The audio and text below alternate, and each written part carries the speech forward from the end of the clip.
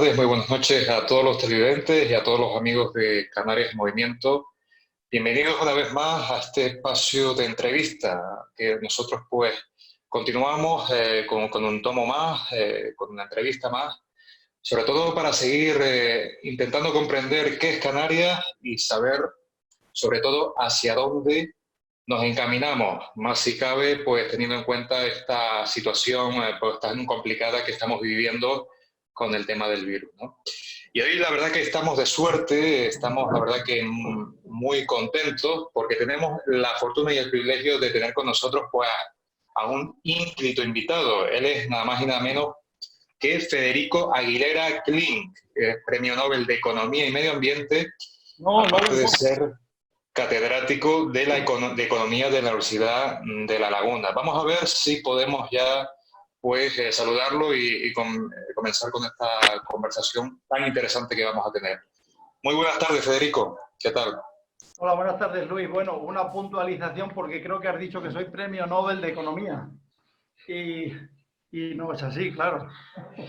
Bueno, Bueno, pues, pues nada, pero bueno, entonces muchas gracias. No hay ningún lo problema. vamos y no, le pedimos la verdad disculpas a los espectadores a quienes estén viendo la entrevista. Tengo que reconocer que esto fue una cosa que yo leí y a lo mejor no sé si lo leí mal en el cartel que anunciamos la entrevista, pero bueno, dicha queda la equivocación, quien tiene boca se equivoca, ¿no? Como diría el refrán, Federico, y bueno, si te parece, pues entramos en materia, sin mayor dilación, a ver qué podemos sacar de estos minutitos hablando juntos. Muy bien. Perfecto, pues si te parece, Federico, vamos a comenzar con una pregunta de introducción. Y es que, pues, usted corríjame si me equivoco, ¿no? Porque ya tenemos ese precedente de la introducción. Entonces, pues con esta primera pregunta lo que quería comentar y comentarles a nuestros televidentes es que elaboró el prólogo del libro de Steven Gorelick, Small is Beautiful, lo grande está subvencionado, donde habla de que las grandes empresas están más subvencionadas que las pequeñas y que pese al repetido discurso del libre mercado, casi todas las empresas quieren subvenciones para su sector. ¿Hasta qué punto diría Federico que existe libre mercado a nivel global? Y por otra parte, ¿hasta qué punto hay libre mercado aquí en el mercado canario? Bueno, el libre mercado no existe en ningún lado porque los mercados, a ver, lo importante para entender los mercados es que son mecanismos que funcionan con reglas y no es nada automático. Y entonces lo importante es entender esto es una cuestión de poder, quién tiene capacidad para fijar esas reglas y para cambiarlas. Y entonces aquí es donde se cuece la parte principal de los mercados. ¿Quién determina esas reglas? ¿Quién tiene poder para determinar esas reglas, para cambiarlas y para violarlas impunemente? A nivel mundial está claro que son las grandes empresas y lo estamos viendo continuamente y a medida que va uno descendiendo, esto va ocurriendo igual. Y lo que dice Gorelick en su libro, que está aplicado, publicado y se aplica desde el año 98, es lo que él ve en Estados Unidos, es que las únicas que compiten de verdad son las pequeñas empresas. Y esto lo podemos ver aquí también en Canarias y en el resto de Europa. Las únicas que compiten de verdad, porque no tienen subvenciones o las tienen muy pequeñas, son las muy pequeñas empresas. Yo siempre pienso en los pequeños agricultores. No tienen tiempo de hacer papeles para pedir ayudas. No hay muchas ayudas para ellos. Pero esto le pasa lo mismo también a los empresarios autónomos. Tienen una fiscalidad mucho más elevada que las grandes, es un desastre, ¿no? Pero dicen que los que compiten son los grandes. Mentira, vamos, lo dejo ahí para no alargarme y tú me tiras del hilo cuando quieras. Sí, sí. Federico, en este sentido se ha hablado en muchos círculos económicos opositores aquí en Canarias de que aquí existe la ley del embudo, es decir, la parte ancha para aquellos... vale, decía Federico que pues, en determinados círculos en Canarias se habla de la ley del embudo, es decir, la parte ancha, hablando en términos económicos, para todos aquellos ámbitos cercanos al poder político, al poder público, y la parte estrecha para todo aquel emprendedor que no tiene ningún tipo de conexión con la administración, con el poder político. Verdaderamente, Federico, hay serias dificultades para todos aquellos emprendedores, para todas aquellas personas que tienen una idea, que pueden encajar para satisfacer una necesidad del cliente, pero que no tienen el respaldo o no tienen las conexiones necesarias en nuestro sector público. Claro, es que eso es lo que dice Goreli y es lo que, insisto, lo que estamos viendo. Mira, los políticos, y hay un trabajo que salió publicado en el Financial Times, los políticos son comerciales de las grandes empresas, de la banca, de los grandes, de las grandes corporaciones, etcétera. Entonces, los políticos, por mucho que disimulen, la mayoría construyen reglas o regulaciones al servicio del poder de las grandes empresas. Pero esto pasa en Europa. Yo siempre pongo, en el prólogo este que has citado, pongo de ejemplo el artículo 104 del Tratado de Maastricht, que nos obliga a los gobiernos europeos a endeudarse con la banca privada, pero la banca privada recibe dinero gratis del Banco Central Europeo. Entonces, eso hace que España o que cada país europeo, la deuda pública sea ficticia y sea mucho más elevada de lo que tendría que ser. Entonces, bueno, este es un ejemplo clarísimo de esta Europa en la que estamos y eso va bajando la RIC. El paso del artículo 104 de Maastricht a la RIC. ¿Quién puede dotar la RIC? Las grandes empresas, fundamentalmente. El pequeño bastante tiene con llegar a fin de mes. Entonces, son dos ejemplos extremos. Pero, ¿por qué no se cambia la RIC? Porque la gente con más poder empresarial y con grandes beneficios presiona para que no se cambie. Pues muy interesante, Federico, y está bien, y es lo que nosotros reincidimos en mostrar mediante estos canales, de que se diga, de que esta es una realidad palpable aquí en Canarias, que muchas veces, pues, usted sabe que las empresas de comunicación, pues, por los intereses que hay, pues no se habla de estos temas, tanto como quisiéramos, ¿no? Pasamos, si le parece, Federico, al tema del sector primario y, primeramente, un apunte, que es que pues, tenemos sectores que están verdaderamente subvencionados, como son el plátano y el tomate, y casi fueron decisivos a la hora de la plena integración de Canarias en el mercado común europeo. Y teniendo en cuenta esto, y ya ha pasado un tiempo considerable de esto, ¿qué efecto cree que ha tenido las subvenciones de Europa en el sector primario canario? Mira, las subvenciones son un ejemplo claro de cómo el poder de grupos empresariales, aquí dicen, nos integramos si nos dan dinero. Y como la PAC, la Política Agrícola Comunitaria, es muy golosa, al final los plataneros consiguen aproximadamente 150 millones de euros, que se reparten entre el 5% aproximadamente. ¿De qué han servido las subvenciones? Para aumentar los beneficios de manera descarada de estos grupos empresariales. O de algunos constructores que luego se han pasado al plátano, o de gente que no paga impuestos con la RIC e invierte en el plátano, que es lo que se llama vulgarmente en Europa los cazaprimas.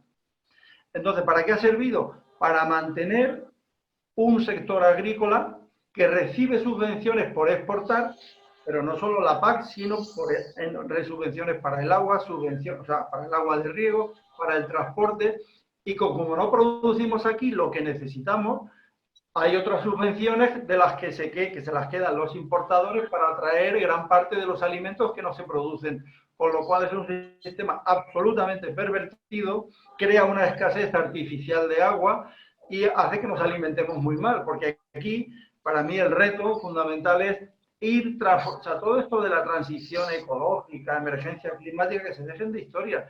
Lo que hay que hacer es empezar a transformar toda la agricultura canaria, que es posible, y lo es, en agricultura ecológica local, para empezar a alimentar con mejor calidad a las personas que vivimos en Canarias. Estaba, Federico, escuchándote, no sé si me continúas escuchando toda tu respuesta acerca de esta pregunta. Y claro, la primera conclusión más que evidente es que, claro, estas subvenciones no fueron conseguidas, o el objetivo de estas subvenciones no es lo que estamos nosotros desgranando durante estos minutos que estamos hablando del sector primario. Entonces estamos hablando, ¿se podría hablar de corrupción con este tema de las subvenciones, Federico? ¿O no llega a ser catalogado Sí, a de ver, esa mira, manera? la corrupción, y en esto hay un... A mí me gusta mucho siempre citar a Adam Smith, porque como los empresarios se han apropiado de él sin haberlo leído, Adam Smith decía que la corrupción, dice, hay dos crímenes grandes, decía Adam Smith, la cobardía y la traición a la comunidad. ¿Y qué es traicionar a la comunidad? Hacer reglas que van contra ella. Y esto es muy interesante porque esto es lo que yo llamo la corrupción legal. Luego está la corrupción ilegal, es decir, engañar fiscalmente y cosas de este tipo. Pero para mí lo más grave es hacer reglas fiscales que benefician a los poderosos. Eso es pura corrupción. Y luego la disfrazas de competencia, etc. Pero poca gente cae en este tipo de cuestiones.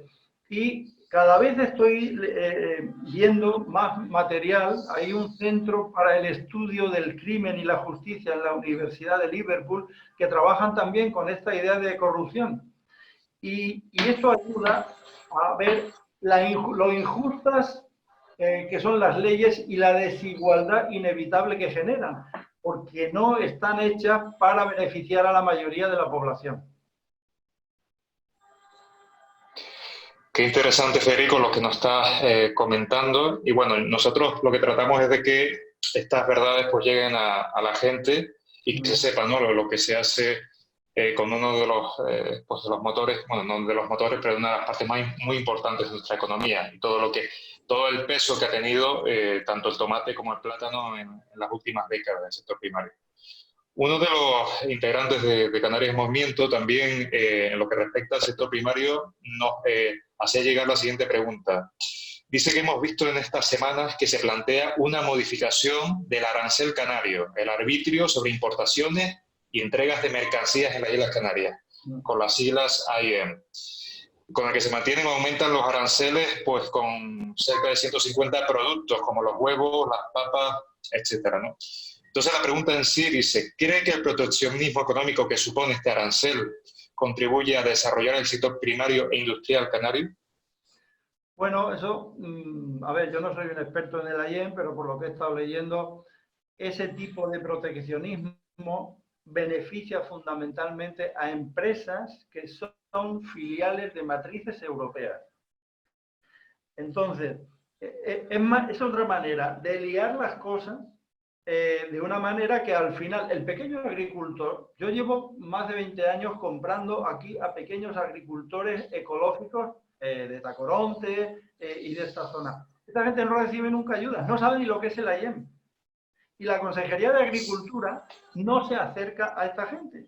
No está para esta gente. La Consejería de Agricultura no trabaja para quien nos da de comer productos más sanos y más nutritivos.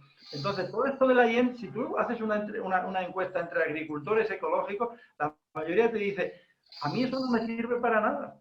Volvemos de nuevo al tema de, es una traba. Mira, por ejemplo, a mí me gusta a veces hacer pedidos de embutidos porque tengo unos amigos que viven en un pueblo en el norte de Sevilla. Y entonces hay una carnicería allí que es ecológica, te enseñan la ganadería.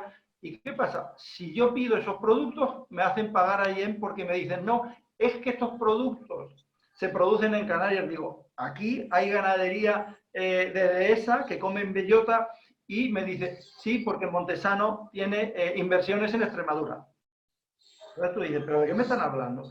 Entonces, esto es un ejemplo bueno de este entramado que se construye al margen y en contra del pequeño agricultor, que, insisto, es el único o de los pocos que compite, como el pequeño comercio, ¿no? Entonces, bueno, esto a la gente le cuesta mucho verlo, pero es la realidad. Y, perdona, y la excusa que daban los hoteleros el otro día es que con la IEM se encarecen algunos productos que ellos necesitan. Primero dijeron que era para darle de comer a los turistas. Luego rectificaron y dijeron, no, sábanas y cosas de este tipo. Miren, si quieren, la economía tiene que orientarse a potenciar para mí cada vez más, romper con esto de traer todo de fuera, porque lo vamos a pasar mal. Entonces, lo que hay que hacer es, insisto, construir leyes que beneficien al pequeño agricultor y que se incentive la manera de que esta gente pueda vivir dignamente. No sé si eso Sí, perfecto, Federico, en este sentido. Y hablando también del tema del campo, se está haciendo muchas cábalas, muchas manifestaciones acerca del campo como salida, con el panorama que ya llevamos arrastrando desde hace años en el tema del paro, que desgraciadamente ahora pues se va a acentuar. Pero Federico, ¿hasta qué punto el campo, estamos hablando de hacer la tierra, de cultivar la tierra, pues el tema de la ganadería y demás, ¿hasta qué punto se puede considerar el campo aquí en Canarias, con el territorio tan damnificado que tenemos, como una salida económica para los jóvenes y para los no tan jóvenes? Mira, a ver cómo lo digo. El problema es que seguimos sin ver que el turismo está súper subvencionado. Entonces, claro, a la gente dice, el campo es muy duro. Depende.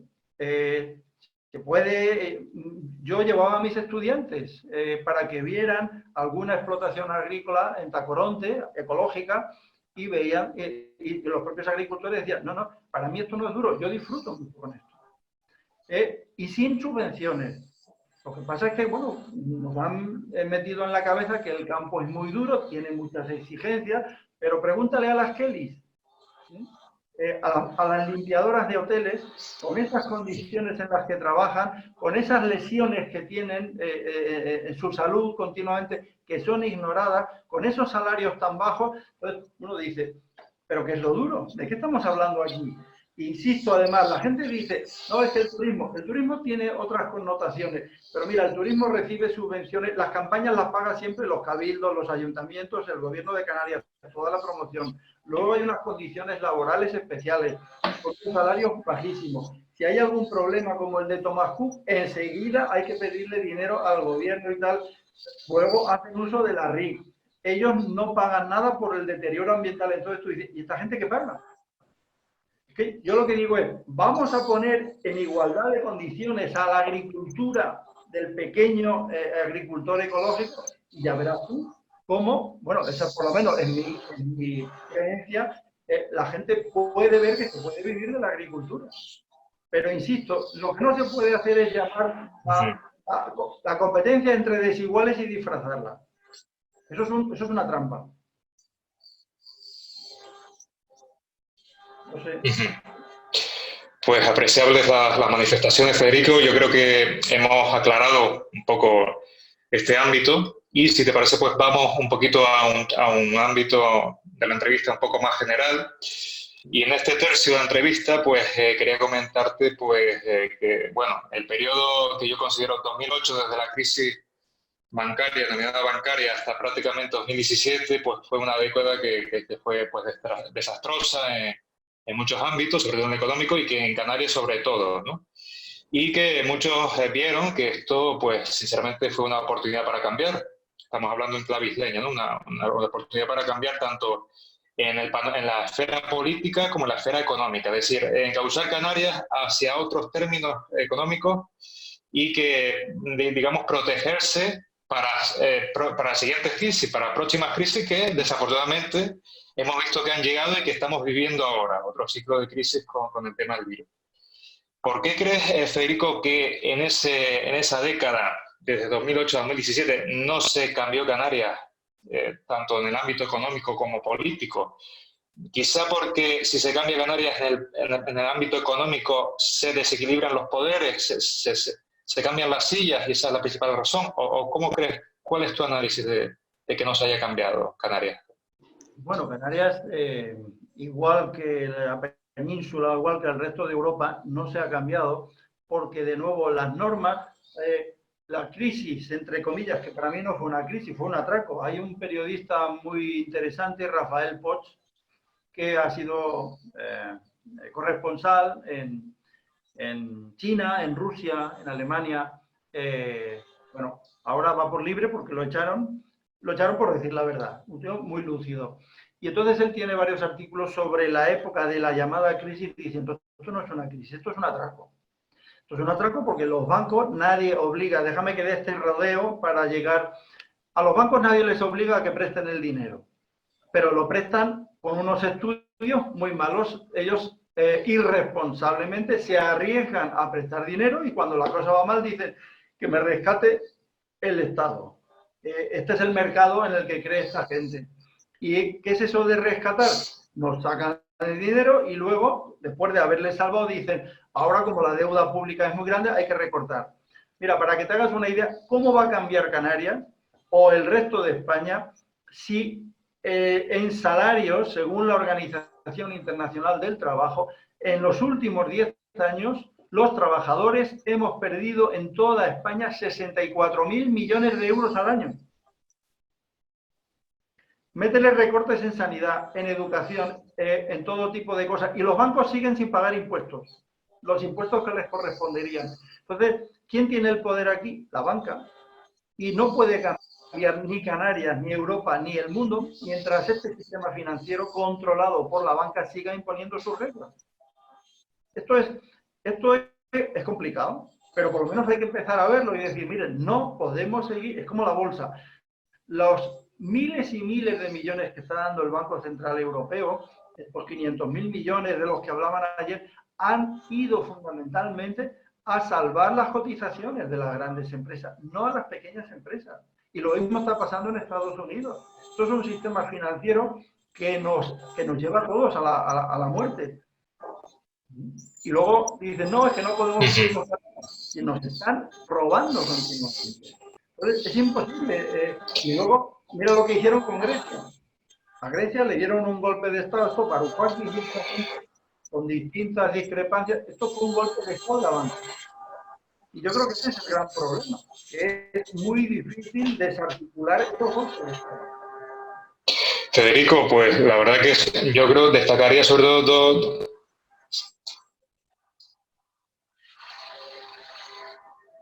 Parece que hemos tenido algún pequeño inconveniente en el audio, pero te estaba comentando, Federico, acerca de estas últimas manifestaciones que sobre todo destaco el tema de que no es una crisis, es un atraco, yo creo que uno de los titulares, y después lo curioso de que este sistema después espera que el Estado lo rescate, cuando después son toda esta escuela liberal los que están en contra del Estado, ¿no? No espera que el Estado lo rescate, exige que el Estado lo rescate.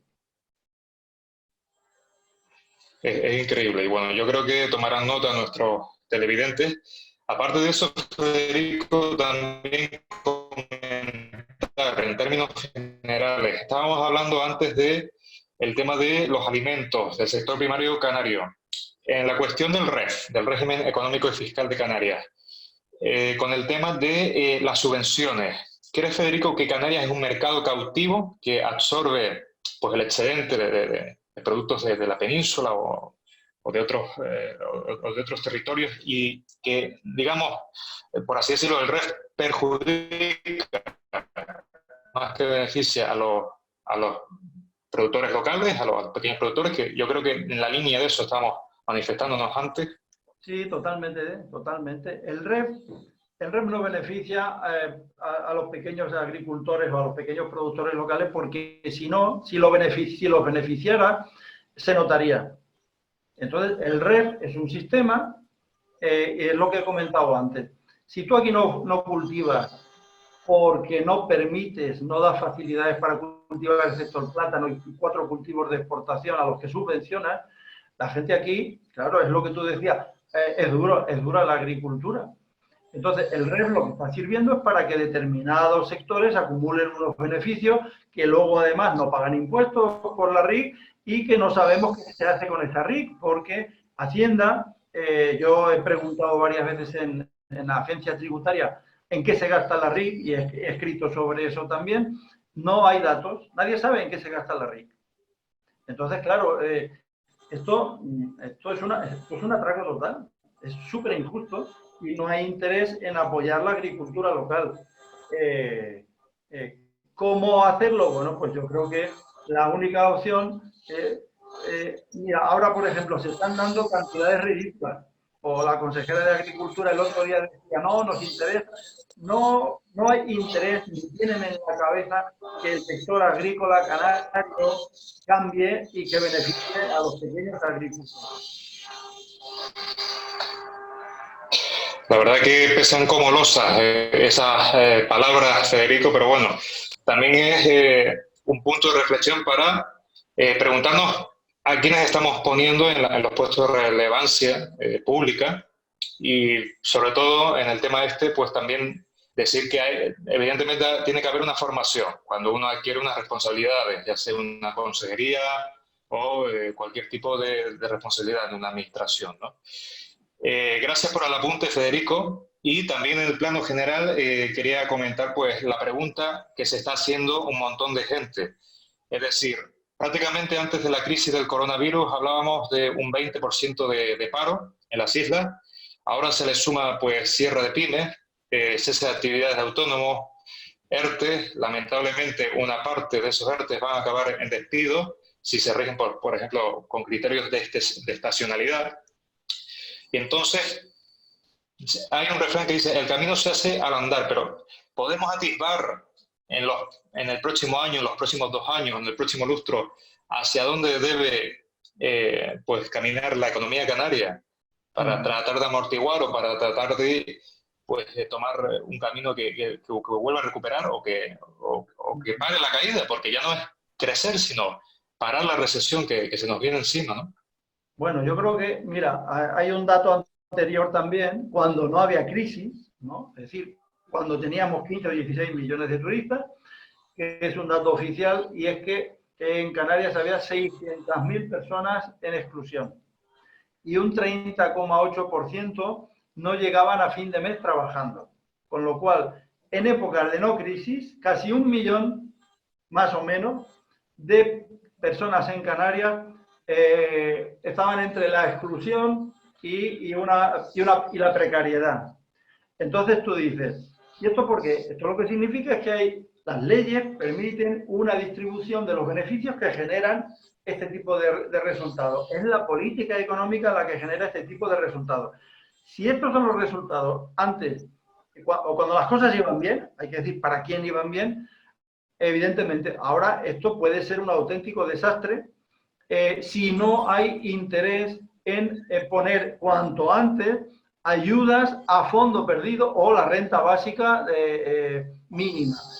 Yo siempre digo que los empresarios se enfadan, o algunos he visto que se enfadan con eso de la renta básica, y siempre les digo, ustedes son los que están recibiendo continuamente ayudas que no quieren ver como beneficios desmesurados.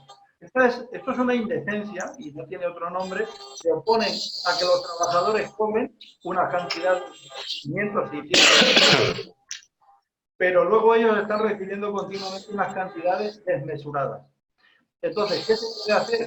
Pues evidentemente, como no se aplique y se aplique una renta básica, mira, hoy leía en un periódico que hay un economista australiano, Tim King, que dice, los gobiernos en Australia tienen que darle a cada australiano al año $75.000 para que puedan tirar para adelante, paguen sus deudas y nos dejamos de historia. Y esto empieza a caminar de otra manera, pero que empiece a caminar.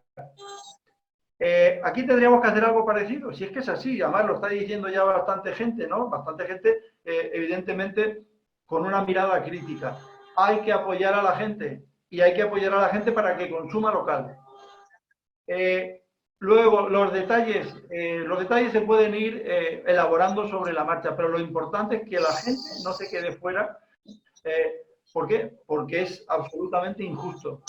Va a haber mucho sufrimiento.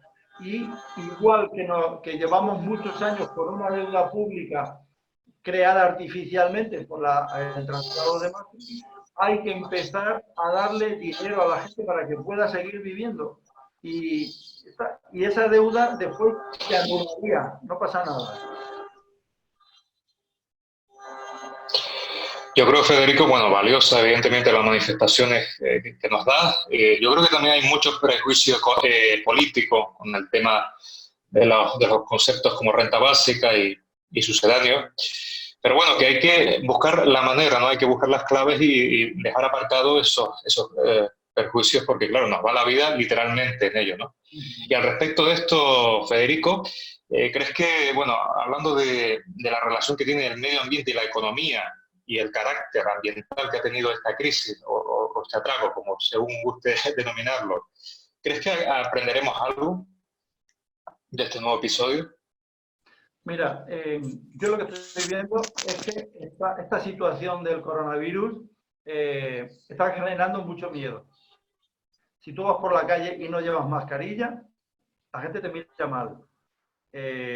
O sea, un poco como enfadados, ¿no? Entonces, esto puede hacer que la gente se convierta en más obediente por el miedo a la enfermedad, por el miedo a la muerte, ¿no? Pero yo creo que podemos, yo veo difícil que aprendamos, porque mira, nos han convertido a todos en consumidores. Lo primero que se enseña en las facultades de economía es que todos somos consumidores y que nos comportamos como si los consumidores tuviéramos como si las personas tuviéramos el gen del consumidor. Esto es una estupidez tremenda, pero desde primero se habla de la racionalidad del consumidor. Esto, en vez de decir, no, nos educan de una manera para que seamos funcionales a este sistema. ¿Podemos aprender? Yo creo que podemos aprender, pero eso requiere cuestionar gran parte de nuestra educación. Y mira, por ejemplo, la misma palabra pandemia, ahora todos ya la utilizamos con mucha facilidad, como algo que permite explicar. Para mí es falsa. La pandemia hasta ahora ha matado en España algo así como 30.000 personas, no creo que llegue. Pero he estado buscando datos. En España mueren al año 100 y pico mil personas de cáncer. Y en el mundo mueren al año 10 millones de personas de cáncer. Eso sí que es una pandemia generada por el propio capitalismo, por contaminación, por la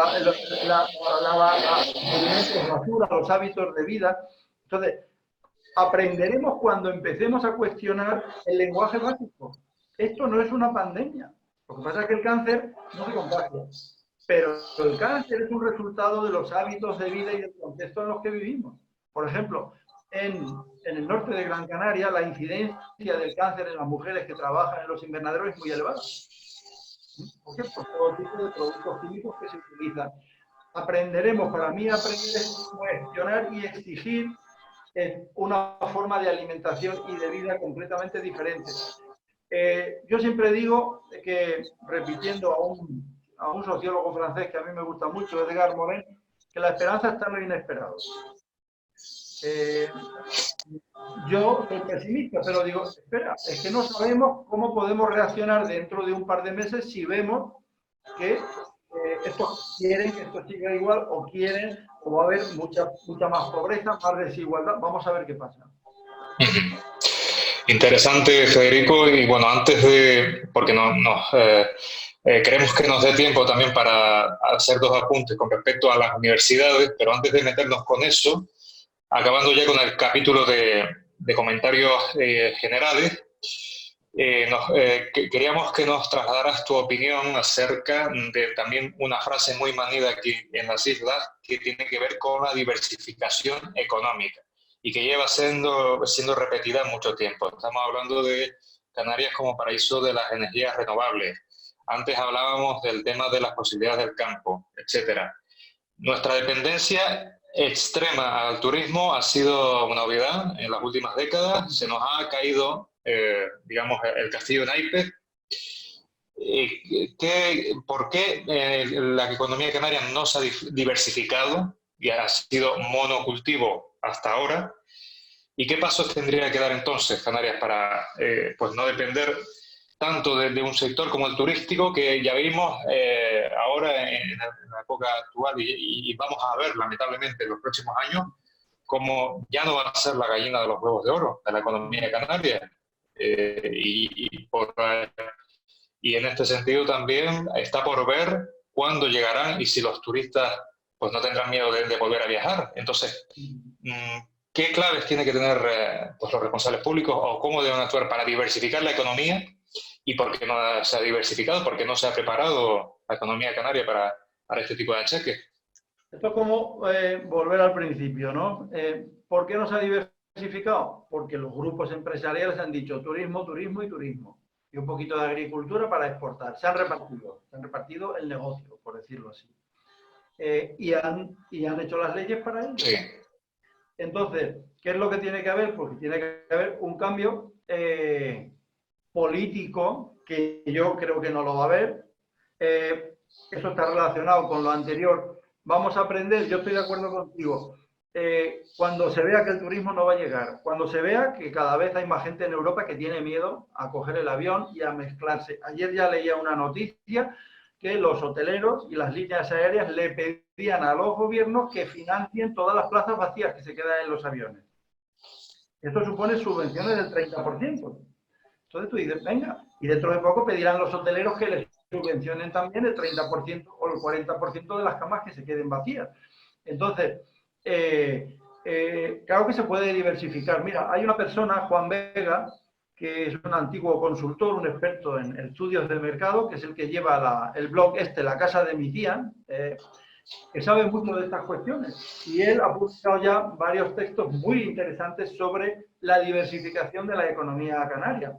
Yo les sugiero que se metan en La Casa de mi tía y vean algunos de los textos de él. Claro que es posible, si es que esto es toda una cuestión de querer hacer otra economía más social al servicio de las personas. El problema es que como los políticos, como decía antes, son comerciales de las grandes empresas, entonces, pues claro, Asotel y toda esta gente tienen mucho poder y entonces dicen, no, hay que seguir con el turismo. Da vergüenza escuchar a la consejera de turismo decir, no, ahora vamos a plantearnos un turismo de salud sostenible, aquí no hay coronavirus. Entonces tú dices, pero ¿cómo a ver? Entonces, bueno, no quieren diversificar, es que ellos no quieren diversificar. Y si es lo que volvemos a lo de antes, si tú quieres hacer una diversificación, apostar por agricultura, por ganadería, etcétera, tienes que tener las cosas muy claras porque no vas a recibir prácticamente ninguna ayuda. ¿Hasta cuándo? Hasta que estemos con el agua al cuello. Hasta que estemos, y entonces dirán, Madrid tiene la culpa, o Bruselas no nos ayuda, o cosas de este tipo. Para mí, ese es el gran problema y espero que en algún momento podamos ser conscientes de ello y salir a protestar y pedirle al gobierno que vaya cambiando hacia esta diversificación.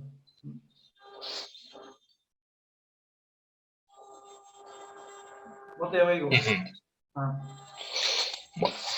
Bueno, Federico, en este sentido lo que cabe decir es que, pues, evidentemente, encarar el futuro cercano con valentía, porque miedo ya tenemos todo el mundo, pero que no nos paralice, ¿no? El miedo y que lo encaremos con determinación y vamos a ver cómo va siendo el acontecer de los próximos años, ¿no?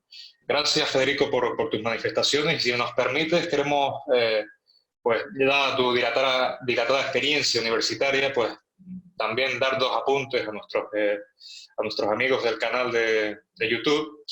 Y uno de esos apuntes tiene que ver con una manifestación tuya que dice así: la universidad actual enseña a obedecer y anula la curiosidad. Si nos puedes explicar o profundizar en este término, porque es muy, muy interesante y encaja mucho con la realidad de la Universidad de Canarias actual.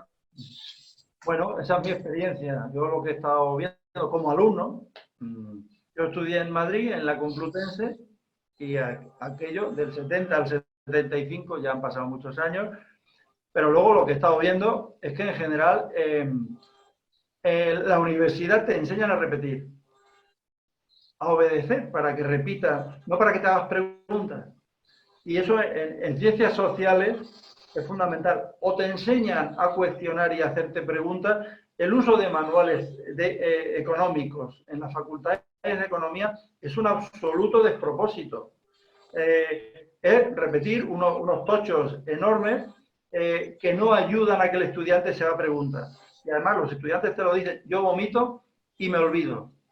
Entonces, yo nunca he utilizado este tipo de medios, siempre he dado lecturas para discutir con los estudiantes, y la paradoja es que en los últimos años, y de hecho yo me jubilé ya un poco cansado, la mayoría de los estudiantes no querían textos para discutir porque decían que les daba mucho trabajo. Y lo que he leído ahora es que va a ser peor, porque ahora me parece que el proyecto que tiene el ministro Castells es que entre el 20 y el 50% de los créditos se obtengan por prácticas en empresas. Con lo cual, imagínate lo que puede ser eso. El sentido de la pregunta que me haces es un poco lo que yo he ido viendo, pero no solo aquí, en gran parte de me han invitado de muchas universidades españolas y de otros países a dar clases y todos me decían lo mismo, se enseña a repetir y es una desgracia porque eso es anular el papel de la universidad. Y la prueba es que en la universidad no hay un espíritu crítico, ¿no? Ni con el cambio climático, ni con la crisis de estafa, atraco. No escucho, no oigo, ¿no? ¿Por qué? Porque hay mucho miedo. Entonces dice, bueno, pero es que si no investigo por aquí, ¿dónde me publico? Entonces, hay todo un sistema muy perverso de obediencia, de publica aquí para poder consolidarte. Insisto, los primeros que obedecen son los propios profesores y consideran que hacen ciencia. Entonces, bueno, también es un desastre porque hay muchas cosas valiosas, pero luego la universidad los anula. De hecho, yo cuando acabé de estudiar en Madrid, el último día, con el grupo de amigos con el que había estudiado, dije, no vuelvo a pisar una universidad en mi vida. De lo aburrido que había estado los 5 años. Luego la vida me ha llevado por otros lados, ¿no? Pero para mí la universidad en conjunto es un espacio bastante feliz. Entonces, de todas maneras, siempre le digo a la gente si pueden conectar con su propia experiencia.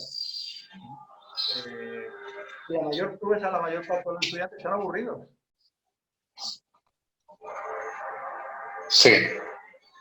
Es que lamentablemente, Federico, se supone, precisamente hablando de las universidades, que tienen que ser esos centros donde se preparan a las nuevas generaciones con un determinado nivel intelectual, esos años tienen que ser para precisamente cuestionarse todo, prácticamente. No estoy hablando de términos filosóficos, sino en el tema de la economía, de la política, pues tener ese espíritu combativo, ¿no? Ese espíritu crítico que lamentablemente se ha perdido y que también, pues hablando de la Universidad de La Laguna, pues sin ir más lejos, fue, digamos, famosa en los años 70, en los años 80, porque fue un centro donde, pues particularmente, se dieron muchos acontecimientos de los estudiantes como agente del cambio, de ese cambio que se estaba produciendo desde un espacio dictatorial, un espacio político caduco a una nueva realidad, ¿no? Entonces, era, digamos, un lugar de intensidad, un lugar de movimiento. Y ahora prácticamente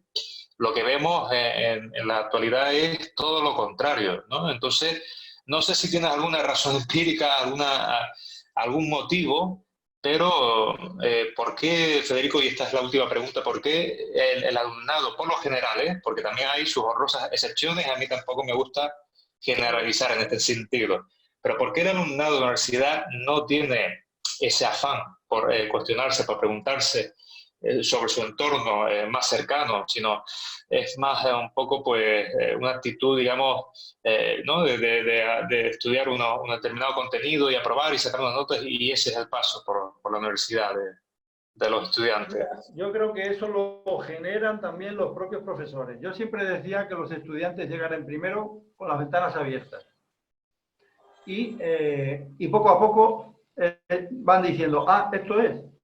No se incentiva la curiosidad. Si tú preguntas y haces una pregunta fuera un poco de lo que se espera, te ríen. El profesor te intimida y esto me lo han dicho muchos estudiantes. Además me decían, en tus clases se puede hablar, pero en otras no te dejan. Tienes que repetir. Y el alumno va aprendiendo. El alumno se va acomodando y va diciendo, bueno, yo ya sé lo que puedo esperar aquí, con quién puedo hablar, con quién no puedo hablar, y esta es la realidad. Entonces, es un desastre. Estoy de acuerdo contigo y sin idealizar, pero en los años 60 o 70 había otra efervescencia. Había muchos profesores que eran inútiles, y estoy hablando de mi experiencia en Madrid, era quita 5 o 6, y luego esa es una pregunta que de hecho, lo digo en algún texto que he escrito, cuando yo voy por ahí a dar algún curso en un máster o alguna cosa de esa, a partir de un momento les pregunto, ¿cuándo dejaron ustedes de estudiar para aprender y empezaron a estudiar para aprobar? En el 90% de las ocasiones, los estudiantes responden que en el primer cuatrimestre del primer año. ¿Sí? Tirar la toalla en el primer cuatrimestre porque dice, aquí no voy a aprender. Y entonces, claro, se te cae el alma a los pies. Y bastante hacen con aguantar, pero el problema es que si tiras para atrás, hay un texto de Azaña, el que fue presidente de la República, el templo de Minerva se llama, que creo que es de 1910 o algo así, en el que habla esto mismo, el aburrimiento de los estudiantes y de los profesores a la altura. Entonces, el problema es que un profesor tiene que ser una persona que te mueva, que te conmueva y que cuestione, y que te ayude y que te acompañe en ese proceso, y que no critique tus preguntas. Entonces, bueno, si haces una encuesta, la mayor parte de los estudiantes te van a decir no encuentran profesores o profesores. Y se aburren, y claro, al final es un desastre total. Claro. Pues muy interesante, Federico, porque pues yo personalmente no había puesto el foco en el tema del profesorado, ¿eh? Y es un agente muy importante en el ámbito de la educación superior. Federico, se nos acaba el tiempo. Dos apuntes. Si no te han dado ya el premio Nobel, esperemos que te lo den en un futuro cercano, para que entonces estemos en lo correcto.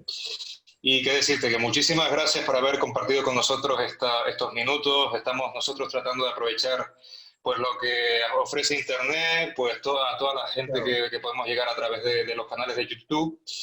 Y que te esperamos pues sin ir más lejos en los estudios del Empaquetado Televisión, que es un canal de YouTube que colabora con nosotros. Esperamos verte presencialmente.